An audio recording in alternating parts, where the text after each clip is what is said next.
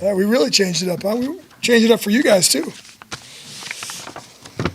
Everybody have a good Thanksgiving, I hope? Awesome. Brought some sides for you, but All right, perfect. I ate too much. I don't need any more sides. All right. Go ahead, guys. Fire away. Does Eric McCoy still have a chance to play? Yeah, he does. We're going to put him through a workout tomorrow and then probably pregame as well. So when I say that he's day-to-day, he's the epitome of day-to-day.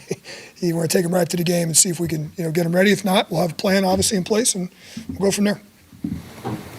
But he didn't practice today, right? No, he did some stuff. He didn't practice with us. He did some movement stuff and some rehab and some strengthening and some just some workout stuff.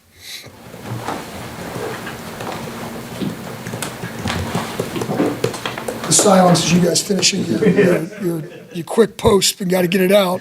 Who can beat who with the fast fingers? Come on, let's go. You guys able to unlock the running game against Cleveland, and how do you continue it? How have we been able to unlock? How were you able Why? to against Cleveland? Yeah. Well, listen, I think that was an emphasis for us going into the last two games, especially the Cleveland game was winning the line of scrimmage. We felt like it was a huge part of us having a chance in that game, and we put the emphasis on it. I mentioned the other day, I feel like our running game throughout the whole entire season, regardless of the mix and match at O-line and the different injuries and whatnot, I feel like that's been one of the things we've done most consistently. I think the other day, like I said, I think we're in the top, whatever it is, 8 or 9 in the league in rushing. So we want to be a little bit better naturally, but that's been pretty good. It's got to stay consistent. Listen, it's no secret. If we can run the football, it opens up everything else. It opens up everything we do, opens up our play action, opens up our drop back, opens up everything. And so anybody that can, run the football, gives you a chance to be multidimensional. And so it's important for us to continue to do that. I give credit to the guys in the run game and John Benton and Clint and Clancy and Derek and all the coaches and the players. Both the plan and the execution has been really good the last 2 weeks, so it's got to continue. Is there something to pinpoint with the Rams' struggles in that area defensively? Or? No, I think listen, they've just been a little bit inconsistent there. I think focus is really more on us than them. Listen, they got a really athletic front, and so getting on blocks and staying on blocks is going to be critical for us. And then obviously blocking on the second level, and that's one of the things I got to give the receivers a little bit of credit too. They've really done a good job of blocking on the second level, and so some of those 4 or 5 yard runs have turned into 7, 8, 12-yard runs. And that's big yardage because we've done a really good job on the second level. Some of those newer receivers that we've had in there the last few weeks, credit to them. are you guys viewing that receiver group? Just considering you've had a number of guys who are currently on the practice squad playing big roles in games, is that still kind of up in flux? Yeah, we try to make it a competition every week. To be honest with you, obviously the 4 guys that were up the last game. But the guys that weren't up, Mason Tipton wasn't up, and EQ and Jermaine, and those guys weren't, there the last active last game. But at some point, all of them have been, and so we've tried to make that a competition. Anytime you have injuries at a position, it's obviously you guys have heard the old next man up mentality, but we've tried to create some competition within practice. And to those guys' credit, those guys have really done a good job. This week was important for our tempo of practice. The Rams do such a good job of getting to the line, getting shifts, getting motions, having to adjust. And our replication of that through our look squads and our scout teams, the receivers were a big part of that. And I think they've done a great job. So not only when we're practicing our stuff, but when we're practicing our opponent's stuff too. So those guys got a lot of work. Every game is the next game is the most important one, but if you guys win this one, do you see it as something that could, rally around, I guess just how important is this game to you guys besides the? But I think your first point. I think your first point's the most important. If you look back, I'm only going to use the 3 weeks that I've been in charge here. Well, if we didn't win the Atlanta game, then the next game wouldn't have been as important. If we didn't win the Cleveland game, the next game wouldn't have been important. So it's really like that every week. Trying to keep this. We have a lot of distractions going on this week in terms of listen, we're coming off a bye week. It's a holiday week. All those things. And I think I mentioned the other day, we didn't handle winning 2 games in a row in the beginning of the season very well. We didn't respond very well. We didn't finish those next couple of games. And so really just trying to not duplicate, the past and what can we do to get better. So again, I'm not trying to ignore the question. But when I tell you we're really trying to keep the focus on the Rams and the 1-0, and I really believe in my heart that other stuff kind of takes care of itself. And truly it does, because think about it. If we haven't won these last two games, and this game wouldn't be nearly as important. So that's kind of been the message. Really just stay locked into this one. Eric kind of, you talked about him being day-to-day and all the stuff that he's been going through and being motion today, but how has he kind of been, mentally throughout this process, through talks with you? Because it's got to be frustrating, right, when he comes back, he gets hurt again, now just trying to fight hard, the same uphill battle. How has he been mentally through this, through your perspective? Yeah, listen, I think anytime anybody's injured, it's a frustrating process, no matter how long or short the rehab process is. I think when you aggravate something, that's always frustrating too, because you kind of feel like you're over the hump, and then, listen, Eric's a very, very mature person. He's a very intelligent person, but he's working hard at it. We're just trying to be really smart with him, and he's so valuable to us.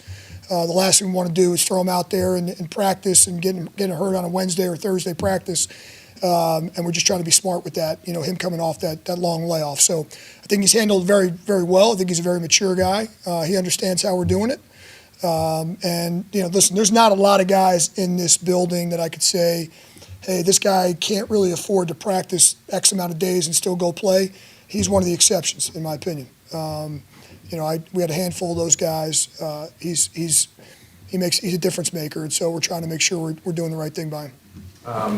Just to clarify, it's an aggravation of the first groin injury rather than like a. He's banged up right now. He's not 100%. Your guys' yards per reception when going to tight ends is like among the best in the league. Is that something that can be leaned into more, or is that more like a number that's due to circumstance and opportunity? Well, I guess the first part of that is, what do you count Taysom as, right? Do you count him as he counts a tight end, I guess? Well, Foster's second, and I think Juwan's 14th. Yeah, listen, I think that goes back to the running game part of it.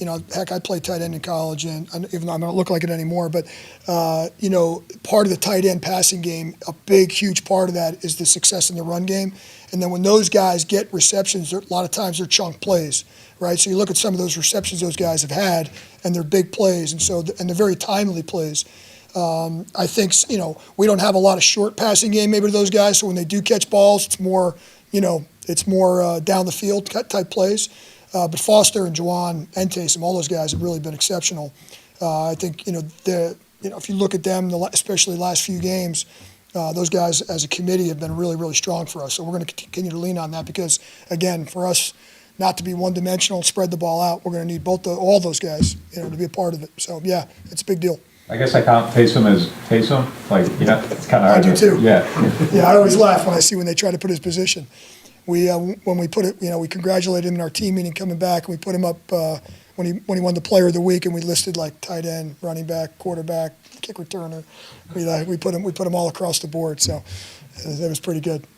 Cano, how's he progressed? Yeah, listen, he's had a really good week. We'll make a decision on him tomorrow whether or not we're going to elevate him now or maybe just wait for the whole process. He's allowed 21 days, the window. But he felt great that Tuesday, Wednesday. I didn't get a chance to talk to him today at post practice yet, but he felt really good after the Wednesday practice. After a couple of days, he felt like he was really ahead of where he thought he'd be. Got to shake the rust off a little bit. He's been out for a while, but no, I'm really pleased with having him back and where he's at. He said the other day that he felt like he was ready a couple of weeks ago. Did you get the sense he's kind of like chomping at the bit here? Yeah, if we had started the clock before the bye week, the bye week would have counted. So you don't get to press pause there, unfortunately. So that would have counted the 21 days. So it's a little bit of a disadvantage. I agree. He was chomping at the bit, but we would, again, no different than anybody else. Just wanted to be smart with it. It's kind of out there, but looking back to 2015 with Dan, that team also kind of started 2-0 after the interim switch. Is that experience that you look back to and kind of say, okay, what went wrong? Because I think it went like 4 losses in 5 games. Is that a challenge, like a unique challenge as an interim to avoid that kind of energy boost fading and then turning into just kind of? Yeah, I didn't remember that. I think the most important part of this whole process that we're in is to keep your mind off of the big picture, right? We got to keep our mind off of prior. We got to learn from what has happened in the past. We got to keep our not look past this week, and realize why we've had success the last couple of weeks and what can prevent us from having that. Now, I mentioned on Monday when the guys came in, we did a little bit of a State of the Union where we're at in all three phases. I think Nick asked me that the other day about did we do a self-scout, and that was really the message on Monday. The message on Monday was this is why we've done well the last couple of weeks. This is what can get us beat, and so that's really been more the focus on us. And again, I know I understand your question, but the relevance from 2015 to now, although shout out to Dan, but and congratulations to him for winning another one yesterday. But no, I just really trying to keep the focus on the here and now. We're good, guys. Appreciate you guys.